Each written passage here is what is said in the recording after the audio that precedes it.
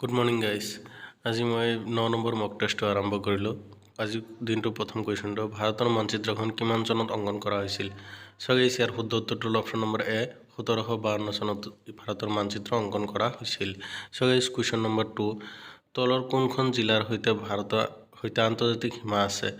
চ' ইয়াৰ শুদ্ধ উত্তৰটো হ'ল অপশ্যন নম্বৰ ক, পশ্চিম খাচী পাহাৰ হ'ল ইয়াৰ শুদ্ধ উত্তৰ। চ' গাইজ পশ্চিম খাচী পাহাৰ হ'ল ইয়াৰ শুদ্ধ উত্তৰ। চ' গাইজ কুৱেশ্যন নম্বৰ 3, ডুৰণ লাইন কোন দুখন দেশৰ মাজত অৱস্থিত মানে সীমা নিৰ্ধাৰণ কৰে? চ' গাইজ ইয়াৰ শুদ্ধ উত্তৰটো হ'ল অপশ্যন নম্বৰ বি, ভাৰত আৰু আফগানিস্তানৰ মাজত ডুৰণ লাইনে সীমা নিৰ্ধাৰণ কৰে। চ' গাইজ কুৱেশ্যন নম্বৰ 4, কোন দুখন দেশক পক প্ৰণালীয়ে যুক্ত কৰিছে? চ' গাইজ ইয়াৰ শুদ্ধ উত্তৰটো অপশ্যন নম্বৰ ডি, ভাৰত আৰু শ্ৰীলংকাৰ মাজত পাক প্ৰণালী অৱস্থিত।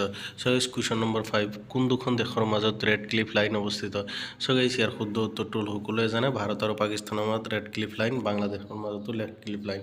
চ' গাইজ কুৱেশ্যন নম্বৰ 6, কোন দুখন দেশৰ মাজত মেকমোহন লাইন অৱস্থিত? চ' গাইজ ইয়াৰ শুদ্ধ উত্তৰটো অপশ্যন নম্বৰ ডি, ভাৰত আৰু চীনৰ মাজত মেকমোহন লাইন অৱস্থিত, line of actual control. So' guys question number 7, ভাৰতৰ তলত কোন দুখন দেশৰ সৈতে দীৰ্ঘতম সীমা নিৰ্ধাৰণ কৰে? স্থায়ী সীমা, চীন হ'ল ইয়াৰ শুদ্ধ উত্তৰ। চ' গাইজ কুৱেশ্যন নম্বৰ 8, ভাৰতৰ দক্ষিণ প্ৰান্তত থকা ঠাইখনৰ নাম কি? চ' গাইজ ইয়াৰ শুদ্ধ উত্তৰটো হ'ল Indra point, option number C হ'ল ইয়াৰ শুদ্ধ উত্তৰ। কিন্তু ছাৰ স্থলভাগত হ'লে কিন্তু এইটো কন্যাকুমাৰী হ'ব ইয়াৰ শুদ্ধ উত্তৰ। চ' গাইজ কুৱেশ্যন নম্বৰ 9, ভাৰতৰ ৰাজ্যসভাৰ সংসদৰ কৰ্মকাল কেইবছৰ? চ' গাইজ ইয়াৰ শুদ্ধ উত্তৰ হ'ল 6 বছৰ। চ' কুৱেশ্যন নম্বৰ 10, ভাৰতীয় সংবিধানত ৰক্ষক কোন? চ' গাইজ ইয়াৰ শুদ্ধ উত্তৰটো অপশ্যন নম্বৰ ডি, উচ্চতম ন্যায়ালয় হ'ল ইয়াৰ শুদ্ধ উত্তৰ। চ' গাইজ কুৱেশ্যন নম্বৰ 11, আপোনালোকে স্ক্ৰীণত ভাৰতৰ আটাইতকৈ ডাঙৰ জিলাখনৰ নাম কি? চ' গাইজ ইয়াৰ শুদ্ধ উত্তৰটো হ'ল অপশ্যন নম্বৰ ডি, কাছ হ'ল ইয়াৰ শুদ্ধ উত্তৰ, কাছ গুজৰাটত অৱস্থিত। চ' গাইজ কুৱেশ্যন নম্বৰ 12, আপোনালোকে ভাৰতৰ সকলোতকৈ সৰু জিলাখনৰ নাম কি? চ' গাইজ ইয়াৰ শুদ্ধ উত্তৰটো অপশ্যন নম্বৰ চি, মাহে হ'ল ইয়াৰ শুদ্ধ উত্তৰ, মাহে পুডুচেৰীত অৱস্থিত। কুৱেশ্যন নম্বৰ 13, সাপৰ দেশ বুলি কাক জনা যায়? চ' ব্ৰাজিল হ'ল ইয়াৰ শুদ্ধ উত্তৰ, অপশ্যন নম্বৰ বি হ'ল ইয়াৰ শুদ্ধ উত্তৰ। চ' গাইজ কুৱেশ্যন নম্বৰ 14, আপোনালোকে স্ক্ৰীণত ভাৰতৰ প্ৰথম AI স্কুল কোনখন ৰাজ্যত অৱস্থিত, মানে আৰ্টিফিচিয়েল ইণ্টেলিজেঞ্চ স্কুল? চ' গাইজ ইয়াৰ শুদ্ধ উত্তৰ অপশ্যন নম্বৰ ডি, ত্ৰিবন্তপুৰম, কেৰেলাত খোলা হৈছে। চ' গাইজ কুৱেশ্যন নম্বৰ 15, ভূটানী শব্দটো কোন ভাষাৰ পৰা আহিছে? চ' গাইজ ইয়াৰ শুদ্ধ উত্তৰটো হ'ল অপশ্যন নম্বৰ বি, গ্ৰীক হ'ল ইয়াৰ শুদ্ধ উত্তৰ। চ' গাইজ কুৱেশ্যন নম্বৰ 16, আপোনালোকে স্ক্ৰীণত পৃথিৱীৰ আটাইতকৈ সৰু নদীখনৰ নাম কি? চ' গাইজ ইয়াৰ শুদ্ধ উত্তৰটো অপশ্যন নম্বৰ বি, ৰয় নদী হ'ল ইয়াৰ শুদ্ধ উত্তৰ, কিন্তু দীৰ্ঘতম নদী নীল নদী। চ' গাইজ কুৱেশ্যন নম্বৰ 17, প্ৰথম মহিলা মুখ্যমন্ত্ৰী কোন আছিল? চ' অপশ্যন নম্বৰ বি হ'ল ইয়াৰ শুদ্ধ উত্তৰ, সুজাতা কৃপালানি হ'ল ইয়াৰ শুদ্ধ উত্তৰ, প্ৰথম ৰাজ্যপাল আছিল Sarojini Naidu. 18 number question, Nobel বঁটা লাভ কৰা প্ৰথম ভাৰতীয় কোন আছিল? চ' গাইজ ইয়াৰ শুদ্ধ উত্তৰটো সকলোৱে জানে, ৰবীন্দ্ৰনাথ টেগোৰ হ'ল ইয়াৰ শুদ্ধ উত্তৰ। ৰবীন্দ্ৰনাথ টেগোৰে 1913 চনতে নোবেল বঁটা লাভ কৰিছিল গীতাঞ্জলি বাবে, সাহিত্যৰ বাবে। 19 নম্বৰ কুৱেশ্যন চাওক, পেছো কোন দেশৰ মুদ্ৰা? চ' গাইজ ইয়াৰ শুদ্ধ উত্তৰটো আৰ্জেণ্টিনা হ'ল ইয়াৰ শুদ্ধ উত্তৰ, অপশ্যন নম্বৰ ডি হ'ল ইয়াৰ শুদ্ধ উত্তৰ।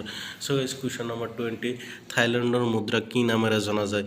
চ' গাইজ ইয়াৰ শুদ্ধ উত্তৰটো হ'ল অপশ্যন নম্বৰ এ, বাৰ্ড নামেৰে জনা যায়। চ' গাইজ কুৱেশ্যন নম্বৰ 21, হাৰিয়ানা ৰাজ্যৰ ৰাজধানী কি?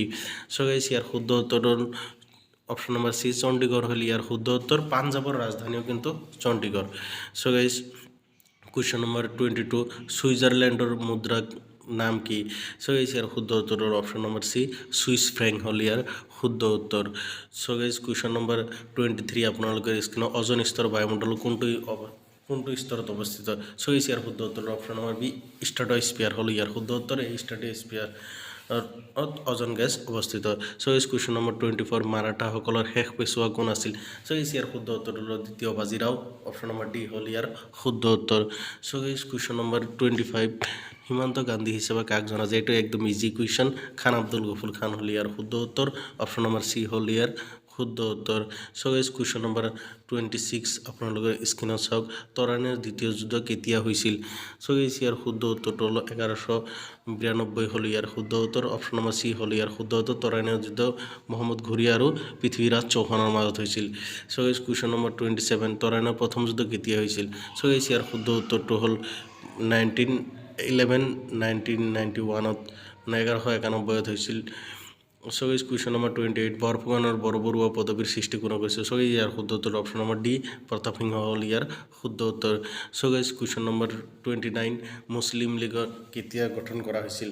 So guys, ইয়াৰ শুদ্ধ উত্তৰটো হ'ল অপশ্যন নম্বৰ বি 1906 মুছলিম গঠন কৰা হৈছিল ঢাকাত।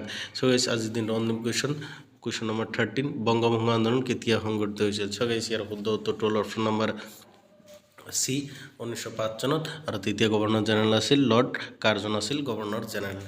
থ্যাংকস ফৰ ৱাচিং। সাবস্ক্ৰাইব মাই চেনেল নুছাৰ ৰিচাৰ্চ চেণ্টাৰ।